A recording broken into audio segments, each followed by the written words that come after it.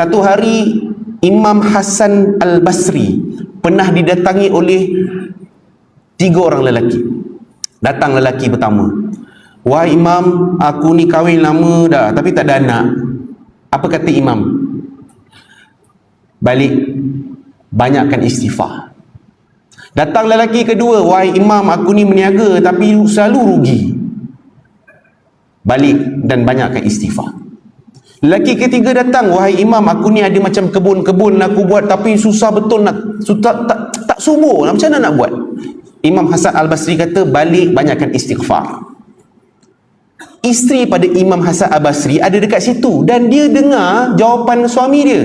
Dan isteri pada Imam Hasan Al-Basri tanya pada Imam Hasan Al-Basri, "Wahai suamiku, aku dengar tadi 3 orang bawa masalah berbeza, tapi apa pasal jawapan sama?"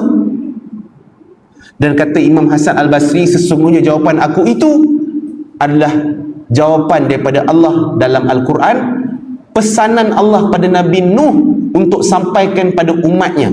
Sesiapa yang minta ampun pada Allah, Allah akan bagi pada mereka anak pinak yang ramai, Allah akan turunkan hujan yang lebat dan akan suburkan tanam-tanaman."